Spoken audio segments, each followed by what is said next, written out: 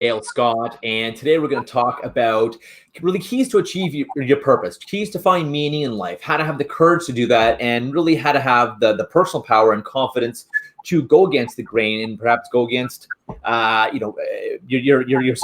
team, your tribe, your society, your culture, religion, whatever it is, to find your own purpose, and of course how confidence and power, personal power, are different than finding meaning and finding purpose. So I have Gail Scott with me here from Gail Scott International. She's an international speaker, a good friend of mine, a really interesting lady. So without further ado, let's get into talking. Gail, you and I were talking before we started this, the difference between power and confidence, and then purpose and meaning. Give me some thoughts on that, please. I'd love to hear, because you had some great points earlier when we were talking. Well, I think, James, that, we're living in such a different world now from where we were living even 12 months ago. And I think that in the previous 12 months, we've all kind of gone through our own metamorphosis experience of looking at what we thought was really important to us and looking at what we were trying to build and how we were living our lives. And now perhaps we have a greater sense of what's really important. True.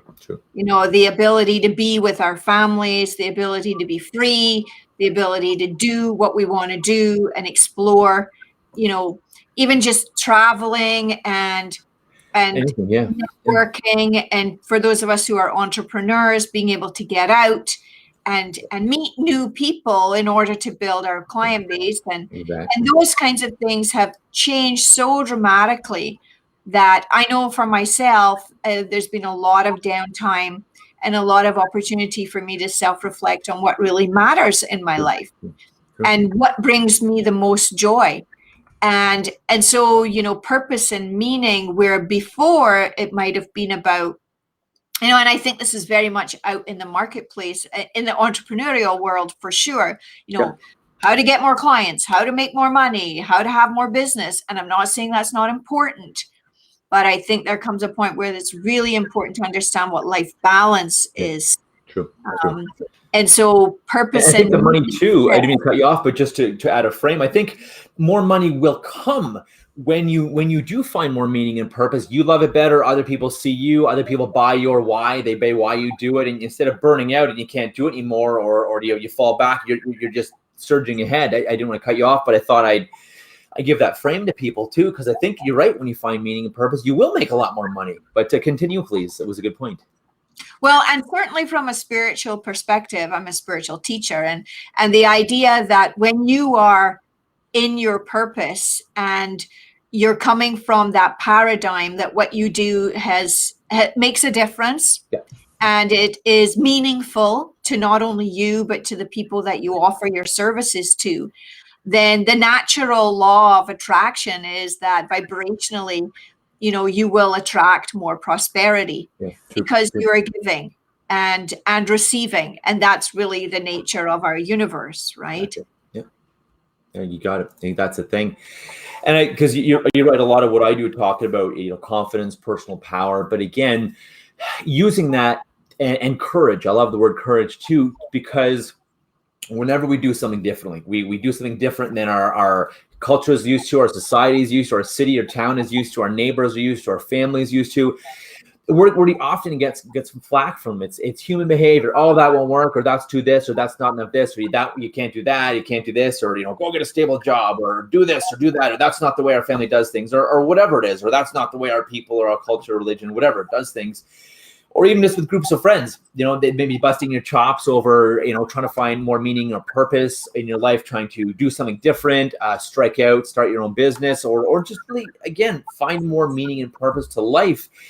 And other people love to bring us down and bust our chops or tease us about it, which can, create some sabotage for us. And very, very often it's because, they don't think they can do it, or it's something abstract, so they're afraid of it. Something different or new or abstract makes people uncomfortable, so they put it down because it's, wow, that's new, that's different, I'm afraid of that. So they put it down, either because they're afraid for you to fail and they care about you, or because unconsciously they don't want to see you succeed in something and have more than them, because then they'll feel like crap and then they won't have enough. So this unconscious sabotage by family and friends is rampant, and you got to watch out for it, guys. It's very, very, very rampant. People are sabotaging us. I mean, we self-sabotage ourselves enough. We don't need other people sabotaging us, whether it's because they don't want to see us fail and they're worried about us, they don't want to see us fall, or whether it's, again, deliberately, like a lot of friends I had in the past when I was trying to lose a bunch of weight. They're like, come to the bar, James. Come for a few minutes, James. Come to the bar. Just have a water. I'm like, are you kidding me? I'm at the bar. You don't think I'm going to come and have some wings and fries and a couple drinks? Like, really? But again, it helped me, getting me come out, and they knew I was studying for school and things like none of them had gone to university. So again, sometimes it's time to look at who you hang out with and at least have barriers and boundaries with them. Or maybe it's saying, hey, is there anyone I need to cut out of my life, or at least minimize seeing that's not going to get me to where I need to be, or that I don't want to be like. Do I want to be like them at all? No, not really. So, well, then why are you hanging out with them? And yes, I get it. It can be hard to cut ties with old friends. And maybe you just see them once in a while, or maybe you have boundaries. If they put you down, tell them, hey, if you put me down again, or tell me I can't do something, I'm going to leave, or I'm going to hang up. So boundaries are important too. But often you choose your tribe. You're a direct reflection, guys, of the people you hang out with the most. So choose wisely. Choose who you want to hang out with. It's like you want to lose weight, hang out with fit people. You want to be a great entrepreneur, hang out with successful entrepreneurs. You want to be someone who's confident talking to others, find people that are confident talking to others, and on and on. Any thoughts on that as well for you? And especially when people start to find spirituality and meaning as well, Gail, and how other people can, either break them down or sabotage that in them. Well, it's very interesting because I've had a very interesting career over the last 15 years, and I've morphed in many different ways and gone through actually several different communities as I've done that, because I started off as a stay-at-home mom. And so that was a whole community all unto itself. And when I dived into personal development, very few of them came with me. And so that was a real game changer, because I knew that if I wanted to keep moving forward with myself, I was going to have to step out. And then I became divorced. So that's a whole other ball of wax when no you kidding. are not, part of a couple anymore. And I know many people who are listening will probably be in that boat where they've gone through that experience. And that can be quite, there can be quite a lot of grief when we go through ending relationships. And over the years, I've worked with different people who, have also had their fair share of movement in their life, which, yes, it definitely does impact us. And it can impact our confidence as well, because we want to feel good about the choices that we're making. And I know that, when you do make a choice, and when something new comes into the world or on the planet in a big way, there's three ways that it's going to be reacted to. And the first way is always ridiculed. It's always ridiculed. Yeah. People, they don't know it. It's different. Yeah. Then the second one is that you're ostracized. You're put out to the pasture like, oh, that's never going to work. First of all, you're a fool. And second of all, it's never going to work. And then eventually over time, it's accepted. Yeah. It becomes accepted. And so I remember, you speak about losing weight. I lost a fair bit of weight in 2005. And I remember being told by people, you're too thin. You're too thin. Stop losing weight. It was just because I was impacting their level of confidence about themselves and how they felt. And there's not a single person to this day that says to me, you're too thin. I'm actually even lower weight than I was back then now, and fitter and healthier, even though I'm older. And people, they don't like to see other people changing because it makes them feel uncomfortable that maybe they need to do that too. And what I try to say to people is, just be with yourself, be okay with who you are, and just let other people be who they are. And when you can do that, then you know that you're in your own meaning and purpose. And you don't have to put it. That takes a bit of work. Oh yeah, hell yeah, it does. Yeah. Going through some discomfort as well. It's interesting. I had an ex-girlfriend who had lost a bunch, probably 30 pounds, 35 pounds, and she still wanted, and she was very healthy. wasn't too thin. She still, wanted to lose a few more pounds. And I said, good on you. I would have told her to stop if I thought she was too thin. But Yeah, but her grandmother, her mother, some of her family members said, I liked you better when you were bigger. I'm like, and you looked healthier. I'm like, bullshit, but it's exactly like to your point. And it's like, so oh, you look better, I like it when you're. It's like, really, is that because you can feel better about yourself and not feel guilty that you're not taking care of yourself, or you're not putting yourself first, prioritizing your health or your well-being or your self-care? And yeah, it's incredible and fascinating watching people sabotage each other. It's interesting enough watching people sabotage themselves, and I used to be the king of that. And it's also interesting watching people sabotage others too. And it's often the people that love us the most. It's often the people closest to us, right? It's just it's really an interesting phenomenon, because when I started moving into the spiritual realm, which is really where I sit well now, and discovering some of the gifts that I have, and some fairly thought out things that I do now, and discovering the word witch and thinking, oh my gosh, this is really woo-woo, and I feel like a witch, and the whole connotation of that word. And now I have a very high respect for that word, because I understood the real soul journey that I've been on, and many other people who are spiritual who are on. And it took a little bit of confidence, I would say, for me, to really stand in my power and eventually, accept this is who I am. This is what I do. I can't help it. It's me. And not everyone's going to like that. And that's okay.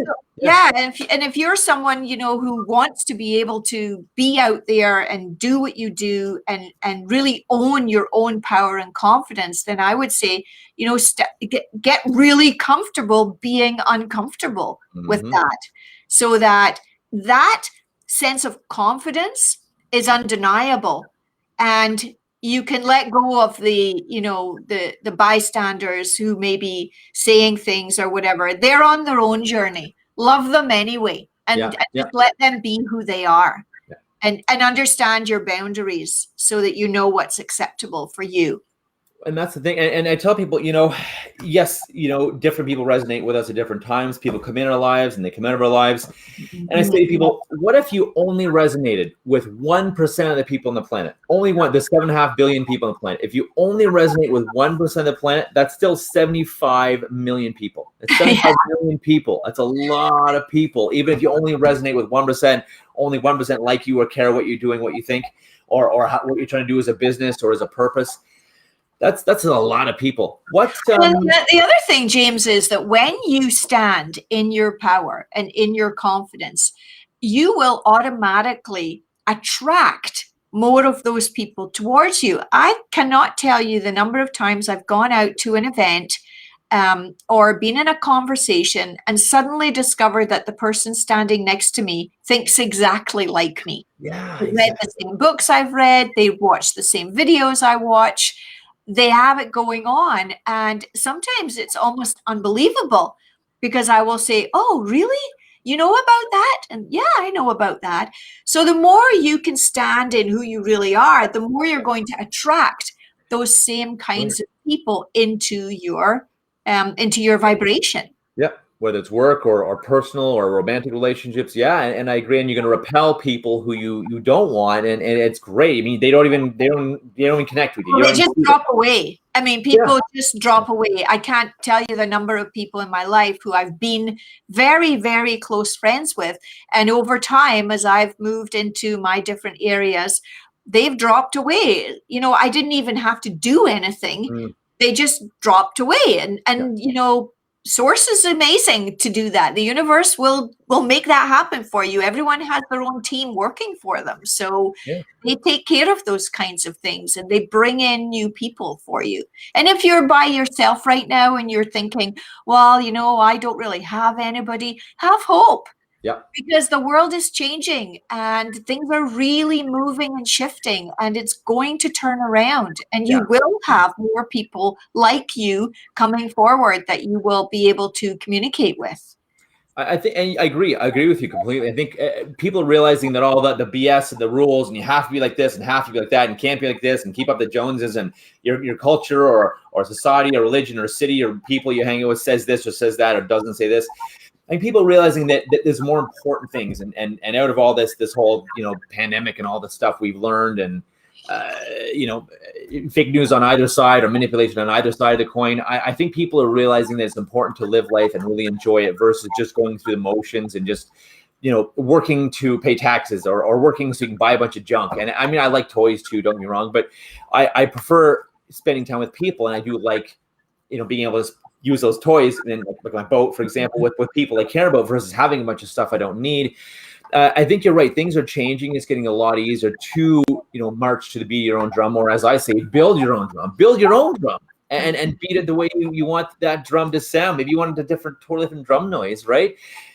Build your own drum, and it does take some courage. And to your point, though, even as Reverend T.D. Jakes, he says that avoid letting you get dragged down to the basement by being with the wrong people around you, the wrong person, just so you don't have to feel lonely. He said, be alone and not lonely, and still be awesome and be you. So instead of being the fake version of you, all these fake masks on or fake behaviors, it's not the real you. It's exhausting. People are burnt out because it's not the real you.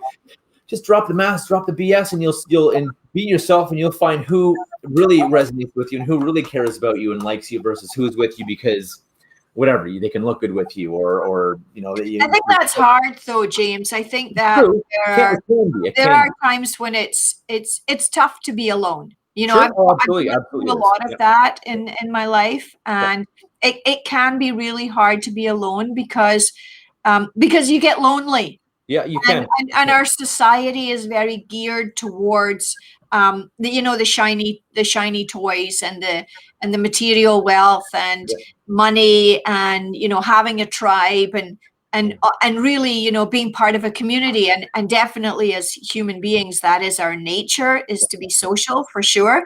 But I think in this time that we're going through, this great awakening that we're going through, that it's very important for people to take time for themselves and to be able to be with themselves. Yeah, and so what the hell do you want? Be alone. Yeah. And to recognize if you are lonely. And we use many different distractions to try to fill that hole of loneliness, when actually, there are many other ways that you can do that. And there are, programs out there that help you. And that's definitely the kind of work that I've done with clients in my previous coaching practice, and now in the spiritual work that I'm doing, where I help people tap into the essence of who they really are, so that that loneliness, it may come and go, but it's not a place where they stay. You know? And that's the thing. And I think the sooner you believe, okay, if I have to be alone for a bit, not lonely, but alone for a little bit, you're going to start repelling the wrong people, and you'll just start attracting the right people in, right away, versus if you're just going to half-assing it or let me dabble in it. Just decide who you are, decide who you want in your life. And like I said, sit and be with yourself. Some of the best revelations and realizations about I just sit on the couch. Sometimes I have a focus and an intention of what I wanted to discover that day, or sometimes it's like sitting and just being silent and letting things come into my life. And into my mind, and just self-discovering like who I want to be, my purpose. Because the sooner you do that, the sooner you take action. Yes, you might be alone for a little bit, avoid being lonely and feeling lonely and you're finding purpose in spirituality. But I used to be someone I'd be with, a friend or a date or hanging out with someone every night. I couldn't be alone. And now still I'm a big extrovert, but again, I do enjoy my alone time as well. And I think it's important. Any suggestion for people who are looking to transition and who ideally do need to leave some people behind, or at least spend a lot less time with them? Any ideas and suggestions in the last few minutes here, how to do that, and also how they can not feel as lonely? How do you feel more value? Yeah. Right. Well, first of all, I think it's very important that we understand the nature of the relationships that we are in with people. So take a look at the people that you're with and decide what the commitment and involvement is with each of those people, and what is the give and receive experience that you have with those people. And are they someone who's just a neighbor and you don't share your intimate stuff, or are they someone that you could call on in an emergency? And really define who the people are. And I do have an exercise that I take people through to help them to do that. Cool. Because when you know where you stand with other people, then you know who's who's kind of playing on your field. Huh. And then decide what kind of people you actually want to have in your life. And you may find that you're going to whittle that down to a very small number to begin with. And those, core people will be the people that support you. And it's not to say that you might not have a very active social life and you have lots of people that you're friends with, but it's who's really important to you and why. Yeah. And if you want to have friends, be a friend. That's something I think is very important. Understand how being a friend, what that means to you. What does it look like? True. And what are your values? And what are your expectations? And when you know those kinds of things, it's much easier to be able to define what really matters to you. Because when you know what matters to you, then you know how you're going to live your life. I agree. And I think a lot of people, unfortunately, and I ask a lot of people this, what is your meaning? What is your purpose? And I say this with love. I'm not being judgmental, but what is your meaning? What is your purpose? What do you want in your life? What are your values? What are your operating agreements with people and yourself? What are your terms as a person? What do you stand for? What do you not stand for? A lot of people don't really know, and I think and I think that's why we get into a lot of trouble, because it's like, well, does this person or this date or this business partner or this client, do they even align with me and what I want and who I want? We're not taught that, James. Nobody teaches us that. Anyone who's had coaching would understand the benefit of coaching, because that's one of the primary purposes of coaching, is figure out who you are. The hell you want, yeah. Yes. You want, yeah. So I think that you're talking a new language as we are evolving as a species on the planet, that basically, our purpose here is really to, feel good, have a good time, to play. And enjoy, have some fun. Yeah. Exactly. And making sure that we are within a community that supports and sustains us to be able to do that, and encourages us and holds space when it's tough, because it's not always easy. It's not all roses. I agree. Yeah, it can be. And I think that's where that courage comes in. And my big thing is, live in screw it, let's do it, like Richard Branson, or live in F it, I'm going to do it like Justin Sterling, or, just do it like Phil Knight from Nike, right? It's whatever you do it, but feel the fear and do it anyways. Avoid the fearless trap, avoid being ready or I have enough, or I'm this or that, or perfect time, or perfect amount of money, or, I have enough time. Find at least one person who will support you in that way of being, because not everybody wants to live like that. Not everybody wants to live like that. So if you are a person who really does want to step out and make changes in your life, find someone, either it's a coach or someone in your community or your family or your workplace, who believes like you do and is willing to hold space for you and support you. And you can do the same for them. You only really need one person who thinks like you. Fair. To start, because when you're having all these people tell you can't, or it's wrong, or you're silly, or weird, or wacky, whatever, at least if you have like one person that believes in you as you transition, as you change, as you learn and grow and shift. And you can even ask them, if you recognize who they are, then take the courage and actually tell them that you believe that they are someone who, could be a support to you, and would they be willing to do that as you go through? And that takes weird, or I can't ask that. Sure you can. They're probably looking for someone exactly like you. That's the key thing. They're probably looking for you and seeking you, but people don't ask. Is, hey, let's keep in touch. Let's support each other, bounce ideas off each other. If friends or parents or whoever are and the other thing that I would suggest, James, is to make it pragmatic. Like, be strategic about it. If this is what you want, actually ask the person if you can have a call with them every week, every 2 weeks, once a month. I've done that many times with different people to support myself on my recovery journey, on my spiritual journey, and my business journey. And people actually really are honored to be asked to be included. And I think that's really, really important. And then you can decide at a certain point if it's still working, and decide whether to keep going or not. Right on. Agreed. And it's just like you said, that one person, because if we have no support, I mean, no one achieves greatness all by themselves. Any great leader in the world, captain of industry, whatever, motivator, has a support system. Everyone has had some kind of support system, mentors, coaches, even a person that thinks like them. Like you said, when the going gets tough, when it's hard, when you want to wail and bail, it's like, no, keep going, avoid giving up. I got your back. I believe in you. You can do it. Embrace the haters, but also ignore the haters as well. By the way, guys, if you have haters, it means you're standing for something. People don't talk about people who are not up to anything and who are, well, in fact, people still do. If you're plain Jane or casual Bob type thing, people still talk well, about everybody has a role to play, and I always say, it's a tapestry that we're living here, and it's not until the end that we actually see how every stitch made up that tapestry of life. So Sure. And at some points you might be the person who's just quietly living your life, going about day to day, and then in another time in your life you might be that person that is stepping up to the plate and really making change. And that's why it's just such an adventure to be here. Yeah, it's a fun journey. It's a really rewarding, fun journey. And well, like Zig Ziglar says, aim to help people, because you get what you want by helping other people get what they want. And however you do that is irrelevant. However, even just helping people, if you think outside the box or go against the stream or go against the grain in your community or organization or culture or religion or city or town, whatever, be a beacon for them, be a lighthouse, be someone that they can come to, and you'll probably not be, or you might be surprised that you have a big following soon of people who think like you that you never thought would, or in a community of the people that don't think like you have a tribe within that they do value you and seek you out, and who knows, maybe it's something you turn into a vocation, make some great money doing something you love, helping people.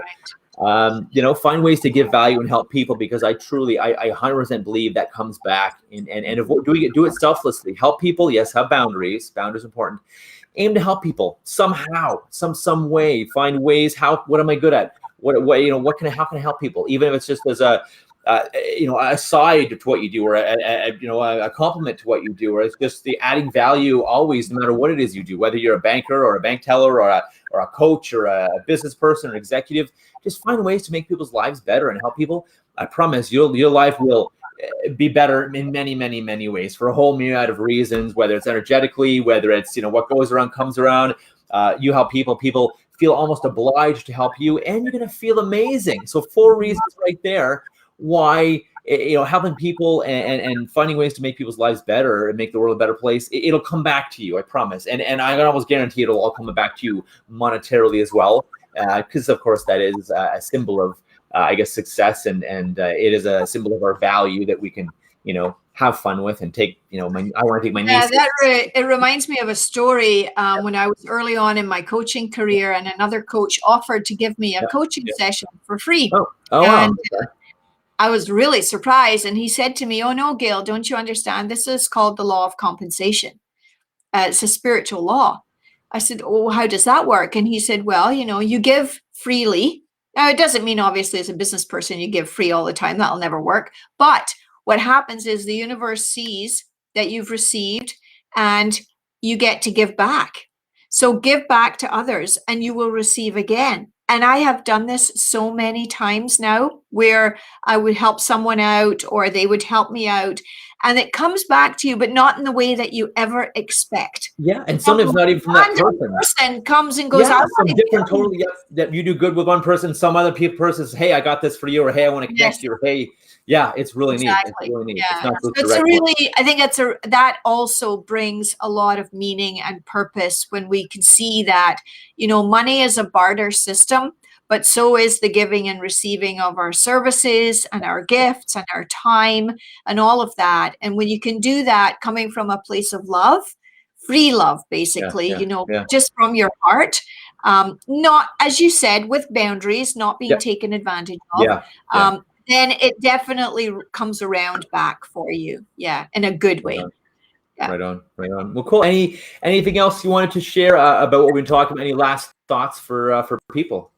I think that going back to the confidence and purpose, I think that when you know yourself, the best. And that does mean sitting down and taking time to be with yourself and really understanding what your values are.